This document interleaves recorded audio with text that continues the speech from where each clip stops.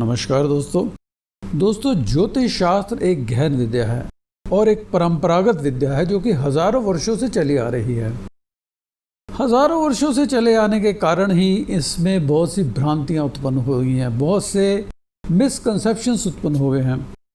इन्हीं मिसकंसेप्शंस को क्लियर करने के लिए, इन्हीं भ्रांतियों को हटाने के लिए मेरा ये विशेष प्रोग्राम है वैदिक एस्ट्रो एडवाइस का। दोस्तों, पिछले जो कार्यक्रम हुए उन कार्यक्रमों को देख के मेरे पास बहुत से मैसेजेस आए और उन लोगों ने मुझसे कहा कि आप मंगल के ऊपर, मांगलिक दोष के ऊपर एक विशेष कार्यक्रम बनाइए, क्योंकि एक विवाह प्रकरण का कार्यक्रम चल रहा था और मांगलिक दोष एक विशेष महत्व रखता है विवाह प्रकरण में। दोस्तों, कोई भी व्यक्ति जब देखता है कि मेरा मांगलिक दोष है तो कुछ मायूस सा हो जाता है, कुछ परेशान सा हो जाता है और कुछ भ्रांति बनी हुई है कि अगर मंगल है, मांगलिक दोष है तो बहुत सी प्रॉब्लम्स उत्पन्न हो सकती हैं, वैवाहिक जीवन में बाधाएं उत्पन्न हो सकती हैं। लेकिन इन चीज़ों को देखने से पहले हमको ये पूरी तरह से, अच्छी तरह से जान लेना पड़ेगा कि मांगलिक दोष क्या होता है, मंगल ही ऐसा दोष क्यों बनाता है जिससे वैवाहिक सुख में बाधाएं पड़ती हैं, मांगलिक दोष किस तरीके से बनता है, आप उसको किस तरीके से इंटरप्रेट करते हैं, भिन्न भिन्न ज्योतिषियों की अलग अलग राय क्यों आ जाती है मांगलिक दोष के ऊपर। डेप्थ में जाकर ये खोजने की प्रयत्न करेंगे कि वास्तविकता क्या है, क्या वाकई हमको मंगल दोष से बहुत डरना चाहिए या फिर इसको हल्के में लेना चाहिए। आइए उस आसान विषय को लेते हैं कि मांगलिक दोष क्या होता है, कैसे होता है।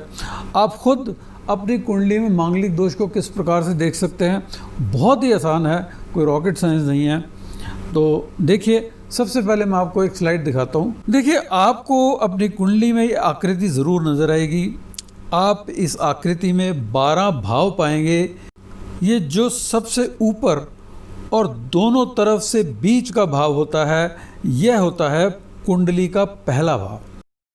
अब हम एंटी क्लॉकवाइज चलते हैं और एंटी क्लॉकवाइज चलने के बाद ये बनेगा दूसरा भाव, फिर ये तीसरा भाव, फिर ये चौथा भाव, ये पांचवा, ये छठा, सातवां, आठवां, ये नौवां, ये 10वां, 11वां और ये 12 भाव। ये 12 भाव मनुष्य के भिन्न भिन्न क्षेत्रों और आयामों से संबंध रखते हैं। देखिए, मांगलिक दोष का जो विशेष संबंध होता है वो होता है 7वें भाव से। होरोस्कोप में जो पहला भाव है वो आपको इंगित करता है, आपकी पर्सनालिटी, आपके स्वास्थ्य को, खुद आपको रिप्रेजेंट करता है ये पहला भाव। और 7वां भाव क्या होता है दोस्तों? 7वां भाव होता है स्त्री का भाव, या फिर स्त्री के लिए पति का भाव, या फिर ऐसा कहें कि जीवन साथी का भाव होता है ये 7वां भाव। देखिए दोस्तों, अब हम देखते हैं आप स्लाइड में कि मांगलिक दोष किन किन भावों में मंगल आ जाने से मांगलिक दोष हो जाता है। इस स्लाइड में देखते हैं दोस्तों। देखिए, अगर मंगल पहले भाव में आ जाए, चौथे भाव में आ जाए, 7वें भाव में उपस्थित हो जाए, या 8वें में आ जाए, या फिर 12वें में आ जाए, तो इस प्रकार इन भावों में अगर आपकी कुंडली में मंगल दिखाई देता है तो आपको मांगलिक दोष लग जाता है, यानी आप मांगलिक कहलाना शुरू कर देते हैं। तो अब देखते हैं कि मंगल किस प्रकार से इन भावों में आ जाने से आपकी कुंडली के 7वें भाव को, यानी जीवन साथी के भाव को प्रभावित करता है। नेचुरली जब तक 7वें भाव को, आपके जीवन साथी के भाव को प्रभावित नहीं करेगा, आपकी स्त्री या फिर स्त्री के लिए उसके पति के भाव को प्रभावित नहीं करता, तो फिर मंगल का कोई दोष नहीं होता, मंगल का कोई प्रभाव आपकी मैरिड लाइफ पर नहीं आता, आपके जीवन साथी के ऊपर नहीं आता, नेगेटिव कोई भी प्रभाव नहीं आता अगर मंगल इन भावों में उपस्थित ना हो तो दोस्तों, ऐसा क्यों होता है कि मंगल इन भावों में आने से मांगलिक दोष उपस्थित करता है? देखिए, जब तक हम क्यों नहीं जानेंगे, जब तक हम इसकी डेप्थ में नहीं आएंगे, तब तक हमको ये नहीं पता लगेगा कि किस प्रकार से मंगल दोष लगता है और किस प्रकार से ये नेगेटिव प्रभाव उत्पन्न करता है, नकारात्मक ऊर्जाएं उत्पन्न करता है, विशेषकर सप्तम भाव के लिए। तो दोस्तों, आपको अब एक नेक्स्ट स्लाइड दिखाता हूँ। इसमें दिखाते हैं कि मंगल की कौन कौन सी दृष्टियाँ होती हैं। देखिए, सबसे पहले इसकी 7वीं दृष्टि देखनी चाहिए, यानी इससे जो बिल्कुल अपोजिट भाव होता है उसमें मंगल की 7वीं दृष्टि पड़ती है। मंगल की एक चौथी दृष्टि पड़ती है। देखिए, मान लीजिए मंगल ये देखिए पहले भाव में है, तो यहाँ से हम एंटी क्लॉकवाइज जब गिनना शुरू करेंगे तो ये यहाँ से चौथी दृष्टि डालेगा चौथे भाव के ऊपर। अब मंगल की एक और दृष्टि होती है जिसको अष्टम दृष्टि कहा जाता है। देखिए, हम एंटी क्लॉकवाइज फिर से मंगल को गिनते हैं। अगर मान लीजिए मंगल पहले भाव में उपस्थित है, हम एंटी क्लॉकवाइज इसको गिनना शुरू करते हैं। देखिए, 1 2 3 4 5 6 7 और 8, ये हुई मंगल की अष्टम दृष्टि। तो इस प्रकार से अगर मंगल पहले भाव में उपस्थित है तो ये अष्टम भाव को 8वीं दृष्टि से देखेगा। अगर मंगल 12वें भाव में है तो यहाँ पर ये अष्टम दृष्टि से सप्तम भाव को देखेगा। तो देखिए, अब हम अलग अलग मंगलिक दोषों का विवेचन करते हैं। मान लीजिए मंगल पहले भाव में है, आपके लग्न में है, जिसको मैंने कहा था कि लग्न आप स्वयं हैं और बाकी के जो भाव हैं वो आपसे संबंध रखने वाली बातें हैं, आपके अलग अलग आयाम हैं जीवन के। तो पहला भाव आप स्वयं हैं। मंगल अगर इस पहले भाव में आ जाता है तो देखिए, सबसे पहले ये प्रथम भाव के ऊपर इफेक्ट करता है, यानी आपकी पर्सनालिटी के ऊपर, आपके व्यक्तित्व के ऊपर, आपके स्वास्थ्य के ऊपर, आपके ऊपर, खुद आपके ऊपर। तो साथ ही ये सप्तम दृष्टि से 7वें भाव को देखता है, यानी एक तो आपके भाव में बैठ गया और दूसरे आपके जीवन साथी के भाव को प्रभावित किया, उसके ऊपर दृष्टि डाली।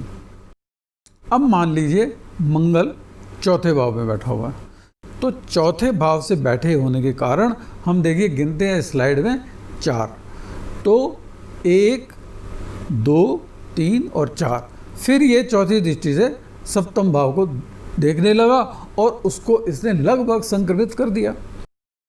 अच्छा, अब देखते हैं कि मंगल 7वें भाव पे आ जाने पर क्या करता है। तो 7वां भाव तो खुद ही जीवन साथी का घर हुआ, खुद ही वैवाहिक संबंधों का कारक हुआ, 7वां घर, और इसके अंदर मंगल स्वयं बैठे तो फिर दृष्टि विष्टि की क्या बात है, फिर तो मंगल इसको प्रभावित करेगा ही करेगा।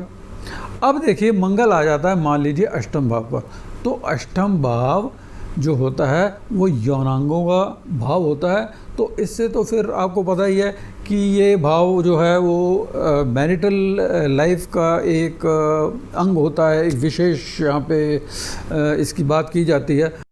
दोस्तों, अगर 12वें भाव पे मंगल आ जाए तो ये किस तरह से मांगलिक हो जाता है। देखिए, 12वें भाव से हम फिर से एंटी क्लॉक वाइज गिनना शुरू करते हैं। देखिए, पहला भाव, फिर दूसरा, फिर तीसरा, चौथा, 5वां, छठा, 7वां और ये 8वां। ये जो 7वां भाव है इसके ऊपर अष्टम दृष्टि से मंगल देखना शुरू कर देता है। इस प्रकार से अष्टम दृष्टि जो होती है वो 7वें भाव को प्रभावित करती है, नकारात्मक ऊर्जाएं देती है। और साथ में एक बात और है कि जो 12वां भाव होता है वह शय्या सुख का भाव होता है। तो शय्या सुख भी एक महत्वपूर्ण स्थान रखता है जब हम वैवाहिक सुख की बात करते हैं। तो इस प्रकार से हम देखते हैं कि पहले भाव में मंगल, चौथे भाव में मंगल, 7वें में मंगल, 8वें में मंगल या 12वें में मंगल हो तो ये व्यक्ति को मांगलिक बना देता है। और इन सब भावों में होने पर ये सप्तम भाव को ज़रूर कहीं ना कहीं प्रभावित करता है, वैवाहिक सुख को, वैवाहिक संबंध को ज़रूर ये प्रभावित करता है और लोग इससे आक्रांत हो जाते हैं। अब अगली सोचने वाली बात दोस्तों ये है कि मंगल ही ऐसा क्यों करता है, और ग्रह ऐसा क्यों नहीं करते। अब मंगल में ऐसी क्या बात है कि ये मांगलिक दोष उत्पन्न करता है। अगर मान लीजिए यहाँ पर बृहस्पति हो पहले, चौथे, 7वें, 8वें और 12वें भाव में, मान लीजिए बृहस्पति हो तो फिर बृहस्पति क्यों नहीं करता, मंगल ही ऐसा क्यों करता है? इसके ऊपर मैं आपको एक विशेष टिप्पणी करना चाहूँगा। देखिए, मंगल ग्रह जो है उसको ग्रहों का सेनापति माना जाता है, इसको एक आक्रामक ग्रह माना जाता है, इसको एक शौर्य वाला ग्रह माना जाता है, इसको एक शक्ति वाला और इसको एक वीर सेनानी मंगल को माना जाता है। ग्रहों के अंदर ग्रहों का जो कुटुंब है उसमें ये एक सेनानी की भांति कार्य करता है। इसका काम होता है शौर्य देना, और इसको कई संस्कृतियों में इसको युद्ध का देवता भी माना जाता है, यानी मंगल युद्ध के लिए बड़ा अच्छा है। मंगल एक अग्नि प्रधान ग्रह है और इसमें बहुत ऊर्जा होती है दोस्तों। तो जो 7वां भाव होता है, जो वैवाहिक सुख का भाव होता है, यहाँ पर हमको शौर्य की आवश्यकता नहीं है, आक्रमण की आवश्यकता नहीं है, यहाँ पे हमको सेनानी होने की आवश्यकता नहीं है। 7वां भाव जो होता है ये सामंजस्य बिठाने वाला भाव होता है। यहाँ से आपस में एक समन्वय बिठाया जाता है, एक दूसरे के विचारों को समझा जाता है, कंप्रोमाइज़ेस होते हैं 7वें भाव के अंदर। तो ये प्रेम पैदा करने वाला भाव होता है। यहाँ पर शौर्य की, पराक्रम की, वॉर की या करेज की यहाँ पर आवश्यकता नहीं होती, किंतु मंगल में ये गुण है। मंगल आक्रमण करता है, मंगल शौर्य उत्पन्न करता है, और मंगल बहुत पराक्रमी टाइप का ग्रह होता है। तो इसलिए मंगल का प्रभाव जब 7वें भाव के ऊपर आ जाता है तो ये उस भाव को थोड़ा सा नुकसान करने वाला हो जाता है। हाँ, ये हो सकता है कि इसकी इंटेंसिटी में फ़र्क हो, यानी मंगल अगर बहुत शक्तिशाली हो तो ये 7वें भाव को ज़्यादा परेशान करेगा, ज़्यादा प्रॉब्लम क्रिएट करेगा। लेकिन अगर इसकी शक्ति न्यून हो जाए तब ये 7वें भाव को कम प्रभावित करेगा, इसकी शक्ति न्यून हो जाएगी। या फिर एक चीज़ और है, अगर इसके साथ बृहस्पति की यूनियन हो जाए, यानी बृहस्पति मंगल के साथ आकर बैठ जाए, साथ बैठा हो, तो इसके अंदर विवेक आ जाएगा, इसके शौर्य में भी एक विवेक आ जाएगा, इसके झगड़े में भी एक विवेक आ जाएगा। ये छोटे मोटे झगड़े, छोटी मोटी बातें नहीं करेगा, बल्कि बहुत ज्ञानवान हो जाएगा मंगल, तेज़ी से आक्रमण नहीं करेगा। और इसके जो नेगेटिव चीज़ें हैं जो सिर्फ विवाह के संबंध में मानी जाती हैं वो लगभग समाप्त हो जाएंगी। या फिर एक बात और हो सकती है, मंगल किन्हीं और कारणों से कमज़ोर हो जाएगी। जैसे एक लग्न में जो या एक भाव में 30 डिग्री होती है, अगर ये पहली डिग्रियों में हो 2, 3, 4 तो इसको कमज़ोर माना जाता है। अगर सेंटर में आ जाए, 15 डिग्री में आ जाए तो इसको फिर थोड़ा स्ट्रॉन्ग माना जाता है। देखिए, बहुत सी इसके अलावा भी बहुत सी बेहतर परिस्थितियां बन सकती हैं जबकि मांगलिक दोष न्यून हो जाए या इसकी इंटेंसिटी कम हो जाए।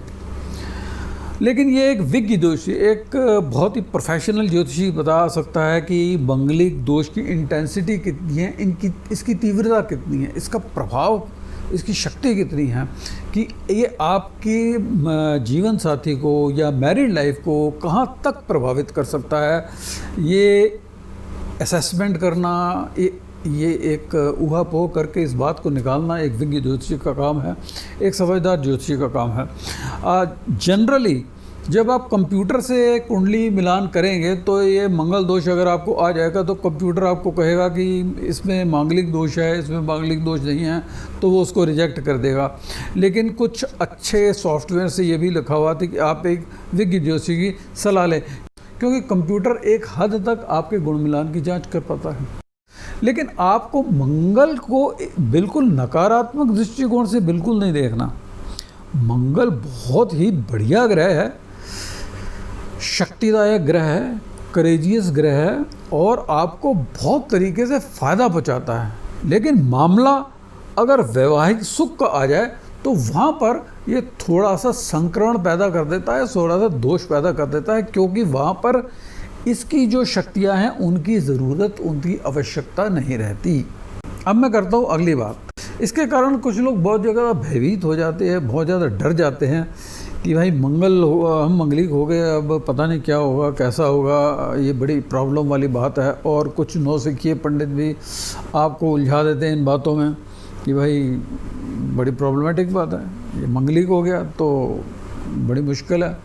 देखिए, भयभीत होने की ऐसी कोई बात नहीं है। आपको इसके अंदर मैं एक गणितीय सूत्र बताऊं कि दुनिया के अंदर 41% लोग मांगलिक हैं।